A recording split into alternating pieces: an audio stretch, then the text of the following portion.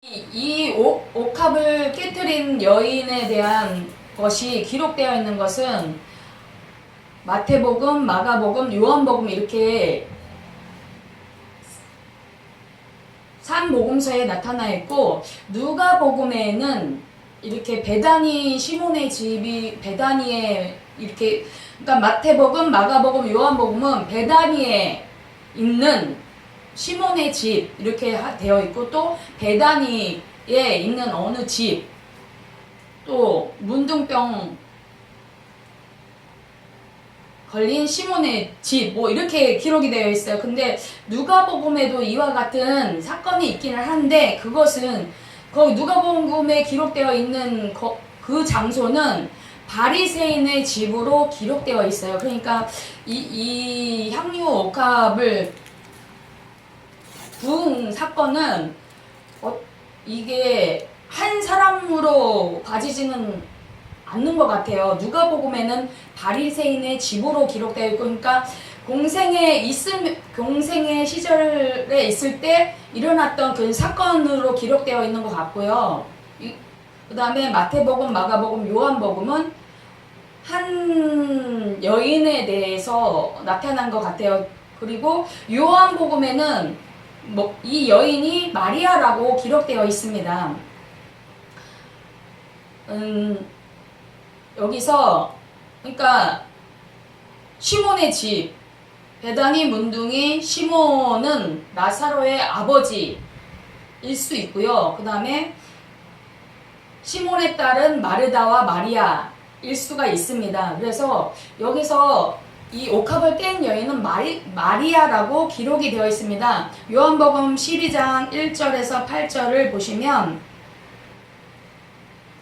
6월절 엿새 전에 예수께서 베다니에 이르시니 이곳은 예수께서 죽은 자 가운데서 살리신 나사로에 있는 곳이라. 거기서 예수를 위하여 잔치할세. 마르다는 이를 보고 나사로는 예수와 함께 앉은 자 중에 있더라. 마리아는 지극히 비싼 향유 곧 순전한 나드 한 근을 가져다가 예수의 발에 붓고 자기의 머리털로 그의 발을 씻으니 향유 냄새가 집에 가득하더라. 이렇게 기록되어 있습니다.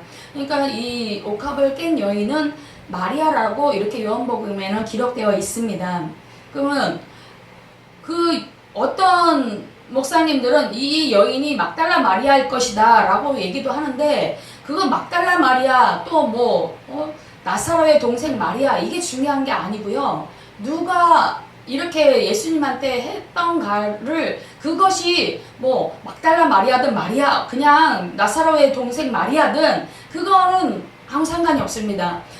그게 주가 되는 것이 아니라 무엇이 주가 되는 것이냐면, 이 여인이 이 예수님께 한 행동, 이 여인이 이렇게 한 행동은 왜 그렇게 했던가, 그것을 주목해야 할 것이라고 생각합니다.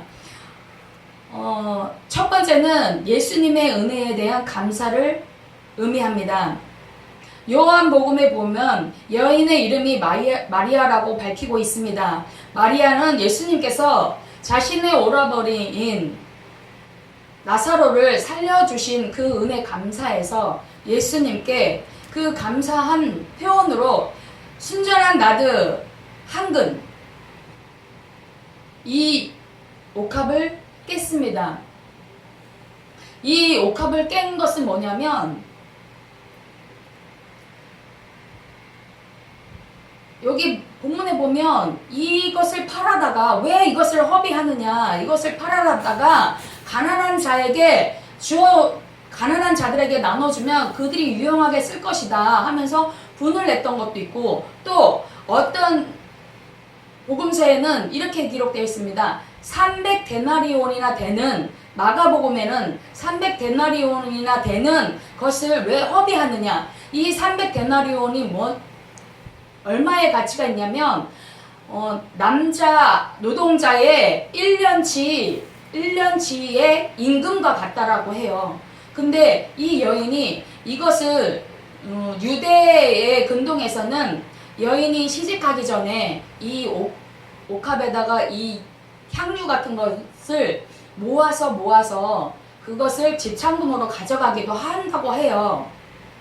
근데 이것을 그냥 한 노동자가 1년치의 임금과 같은 이것을 그냥 박살낸다?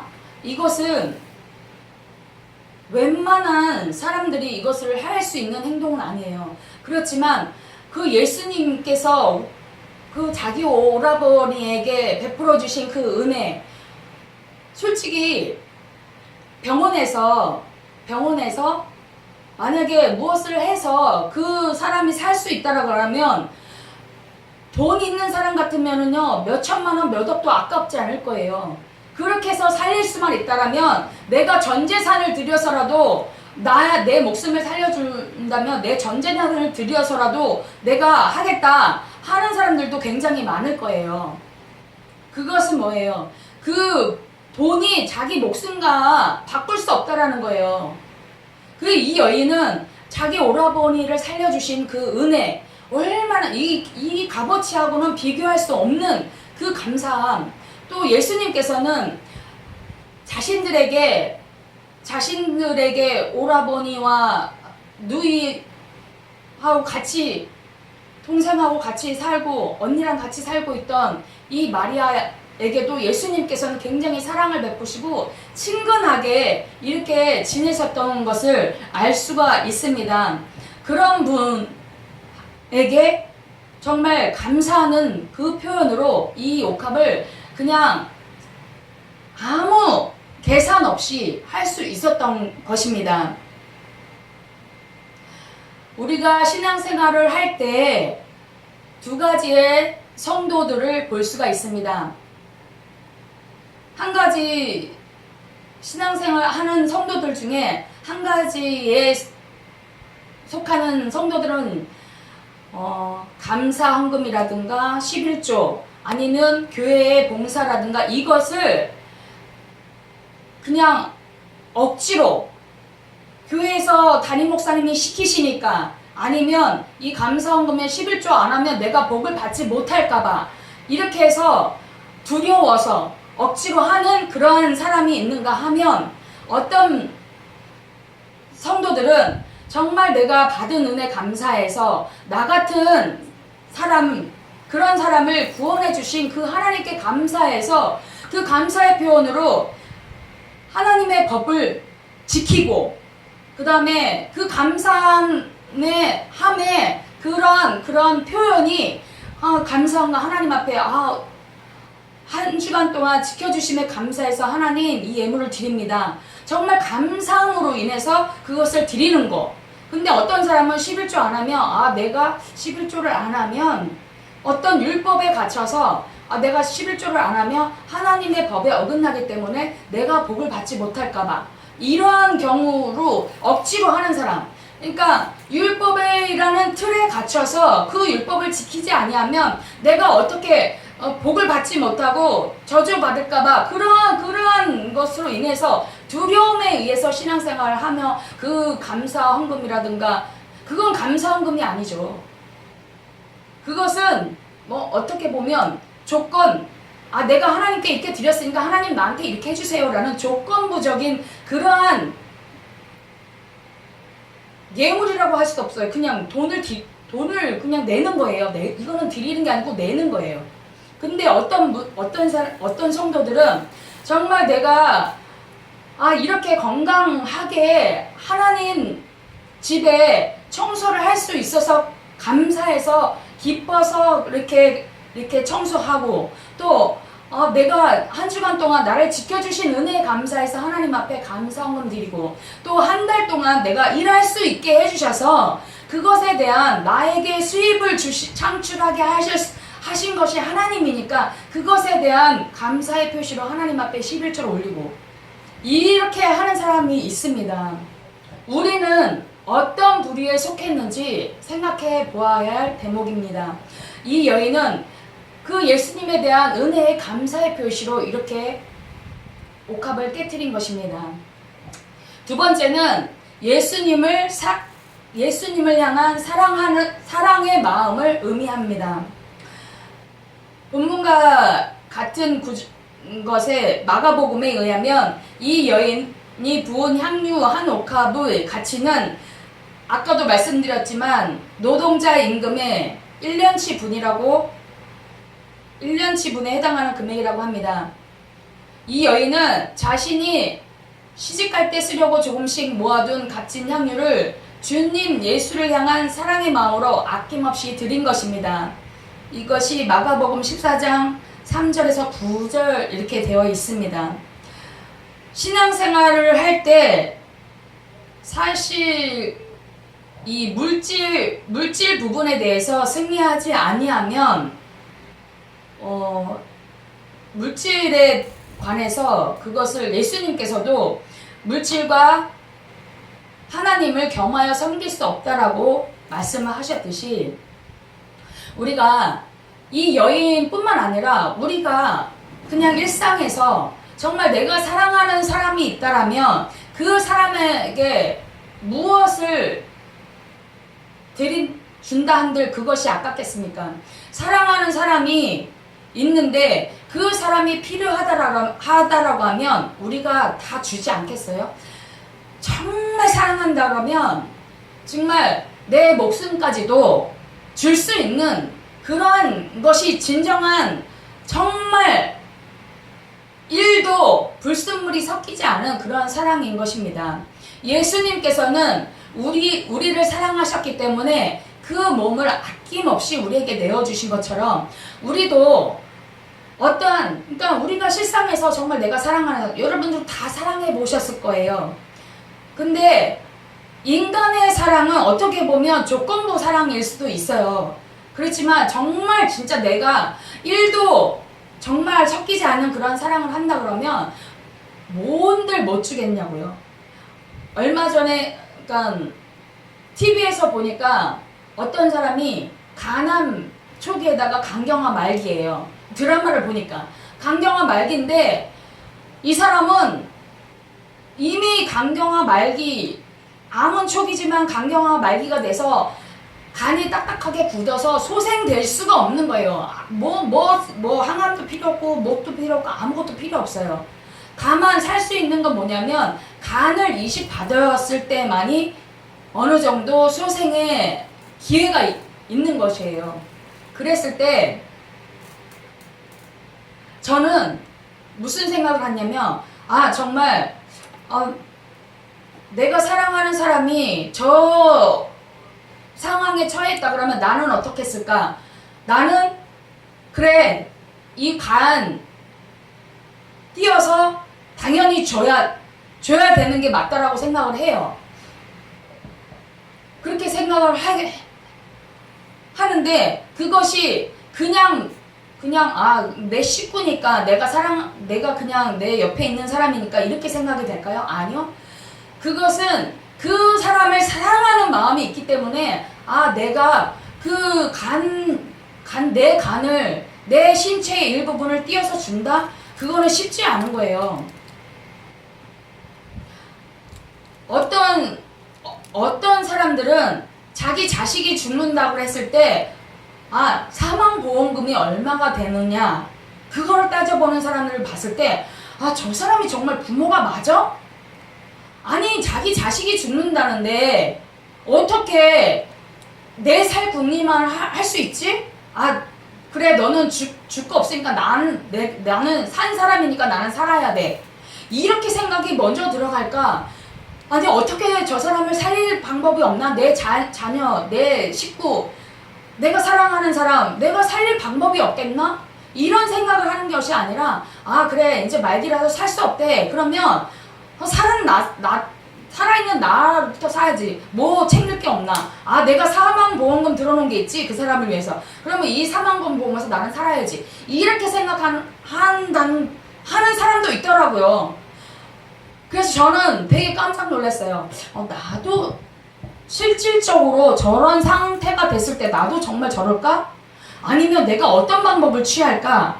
이렇게 생각을 해보게 되더라고요. 그래서 만약에 그 사람이 필요하다, 이렇게 해서 살릴 수 있다라면 내 신체의 일부라도 단 한 개 있는 단 한 개 있는 심장 심장이라도 내어주죠. 당연히 뭐라도 해서 그 사람이 산다 하면 그것을 당장이라도 이 시기 밖에서 그 사람이 살 수 있다면 저는 하겠다라고 그렇게 얘기를 한 적이 있습니다. 그것은 그냥 막연히 내가 그냥 해줄게 이게 아니에요. 이 속 안에서부터 내재되어 있는 그 사람을 사랑하는 마음이 있기 때문에 그런 말을 할 수 있는 거예요. 그냥 내뱉어진 말이 아닙니다. 여기서 이 여인도 마찬가지입니다. 예수님을 사랑하는 마음이 있었기에 이것을 그냥 박살내버립니다. 그냥 이렇게 따라 부어서 조금 이렇게 적시고 그 나머지는 조금 가지고 있다가 다른 데서 써야지 하는 게 아니라 아예 이 옥합을 깨트려버린 그러한 사건입니다. 예수님 앞에 아낌없이 이렇게 부어 드렸던 그러한 여인의 마음, 그 마음이 우리가 예수님께서 우리를 사랑하시는 그 사랑이 이 여인에게도 전가되었으리라고 봅니다. 그래서 이 여인도 그 예수님을 사랑하는 마음으로 이것을 아낌없이 깨트리고 주님 머리에 몸에 붓고, 또 요한복음에는 이 여인이 이 향유를 머리털로 예수님의 발을 씻겨 드리면서 그렇게 했던 눈물로, 또 어떤 여인은 누가복음에는 눈물로 이 예수님의 발을 씻겼던 그러한 것이 기록되어 있습니다. 그럼 여기서 이 여인은 예수님을 사랑하는 그 것에 물질이 이거는 1년치 노동자의 그러한 값이 되는 이것을 아깝게 생각하지 않았던 거예요. 우리도 마찬가지입니다. 아까도 말씀드렸듯이 하나님이 나를 사랑하셨던 그 사랑이 너무 크기 때문에 내가 가지고 있는 이 물질이 주님 앞에 드리는 것이 마땅하고 정말 아깝지 않은 거죠. 만약에 사랑하는 마음이 없다라 그러면 저 사람한테 쓰는 돈 그게 아까울 수가 있죠. 그리고 교회에 내는 헌금 아까울 수 있어요. 11조 이것을 내가 다 쓸 수 있는 건데, 예를 들어서 100만 원을 받은 사람이 10만 원 해서 11조를 낸다? 그 생활할 때 10만 원이 아무것도 아닐 수도 있지만 어떻게 볼 때는 정말 10원이 없어서 만 원짜리를 어떤 물건을 사야 하는데 10원이 9,991원, 그러니까 9원 이렇게 있으면 1원 모자라면 그 만 원짜리 살 수 없는 거예요. 그럼에도 불구하고 하나님의 사랑이 너무나도 감사해서 내가 1년 동안 한 달 동안 이렇게 몸이 건강하게 하셔서 일을 해서 돈을 벌 수 있게 해주심에 감사해서 하나님 앞에 드리는 그 11조, 그리고 한 주간 동안 나를 지켜주신 그 은혜 감사해서 하나님 앞에 드리는 감사헌금, 이러한 마음으로 하나님 앞에 드렸을 때 그것을 받는 것입니다. 어떠한 사람은 여기서 보면 어떠한 사람은 분을 냈어요. 이것을 왜 허비하느냐? 왜 허비하냐? 예수님께서 말씀하십니다. 이 여인에 대해서 칭찬을 하십니다. 그 여인을 괴롭게 하지 마라. 가만히 두어라. 이 여인은 나를 위해서 이렇게 한 것이다. 이렇게 말씀하고 계시는 것입니다. 예수님께서 이 여인에 대한 그것을 칭찬하시고, 또 우리가 신앙생활 할 때 하나님 앞에 감사해서 이렇게 하나님 앞에 감사헌금 11조 또 교회 봉사하는 거 하나님이 보실 때 얼마나 기쁘게 받으시겠냐는 것입니다. 여기서 우리가 생각해야 될 것은 어떠한 사람들은 이렇게 하는 사람들, 정말 신앙생활 감사해서 기쁨으로 감사함 때문에 하나님 앞에 신앙생활 하는 그런 사람들을 볼 때 시기 나고 분내고 하는 사람들이 있다라는 거예요. 이런 것을 볼 때 예수님께서 이 여인을 칭찬하셨던 것처럼 하나님께서 우리 신앙생활을 할 때 이렇게 감사함으로 하는 자들을 하나님께서는 기뻐하시고 그들을 칭찬하시고 마지막 때 주님 앞에 섰을 때 하나님 앞에 잘했다 칭찬받는 그러한 사람들이 될 것이라는 것을 예표하고 계시는 것입니다.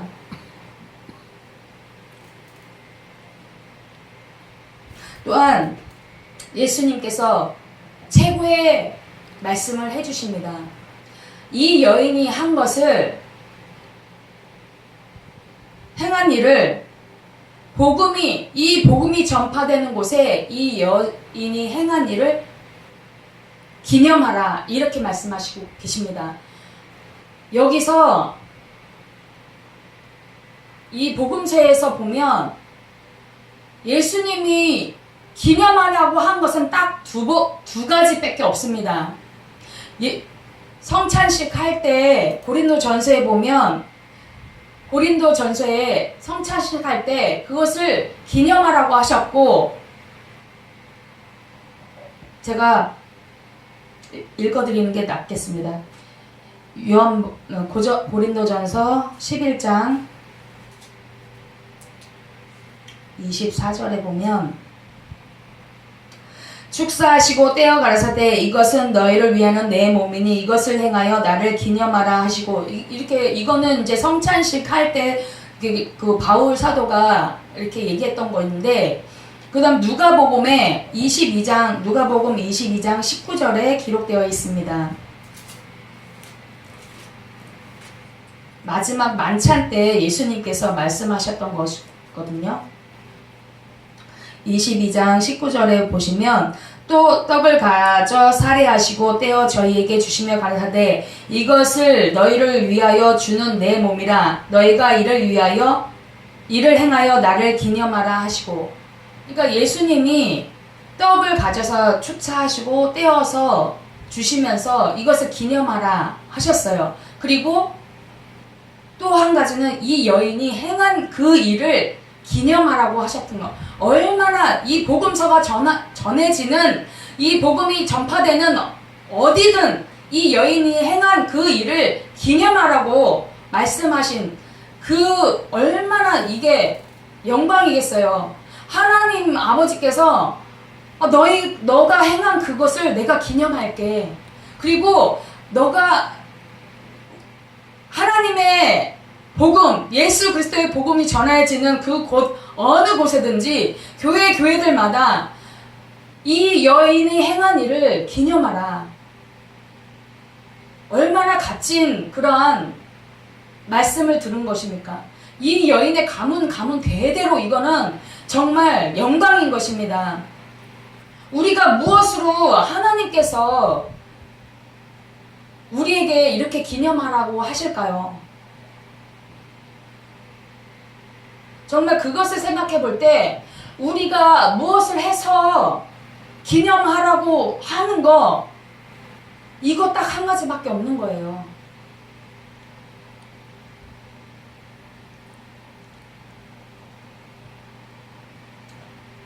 이 여인이 행한 것은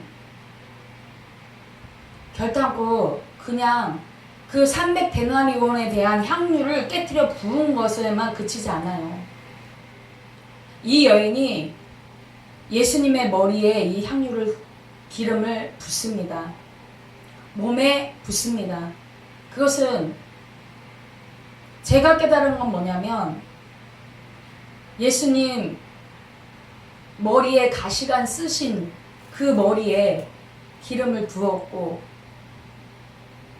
유대 병정들, 로마 병정들, 유대 사람들이 침뱉고 또 욕하고 또 로마의 병정들에 의해서 채찍질 당한 그 몸에 이 향유를 부은 것입니다. 또한 예수님 십자가의 골고다에 올라가실 그 발에 이 향유를 붓습니다.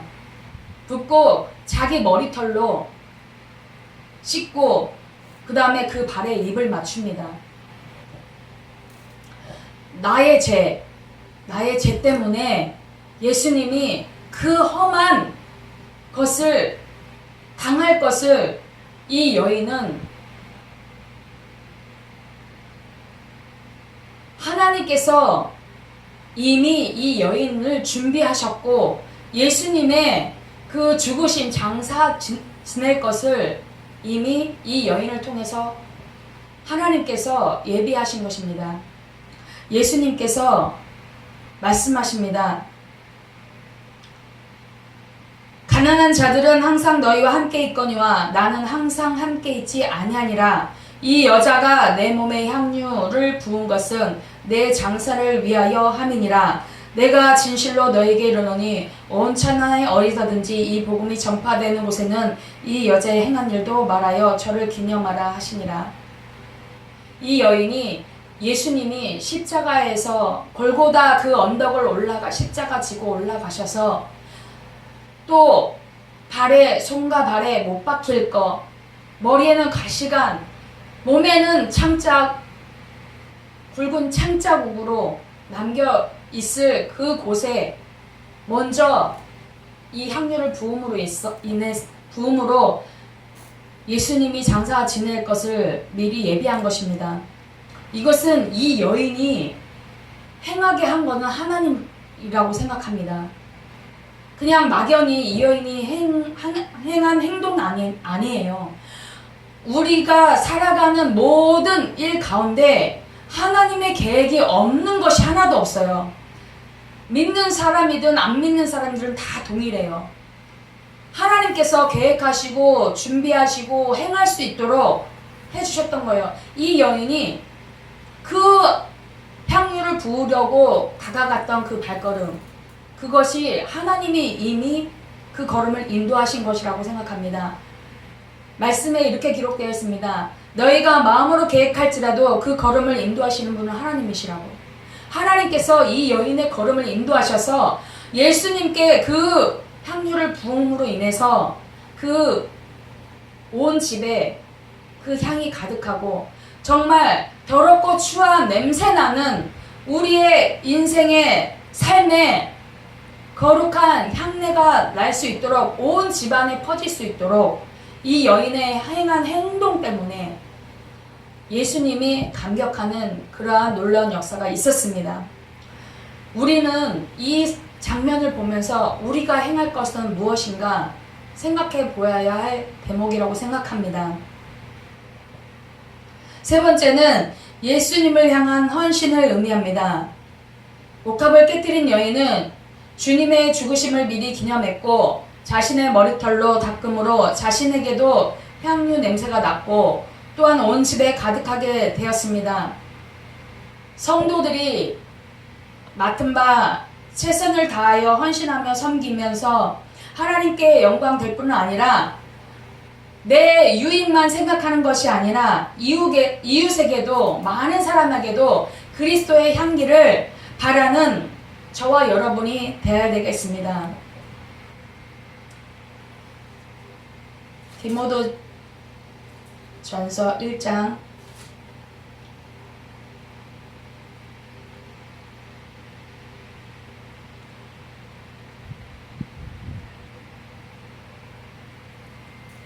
12절에 보면 나를 능하게 하신 그리스도 예수 우리 주께 내가 감사함은 나를 충성되이 여겨 내게 직분을 맡기심이니라.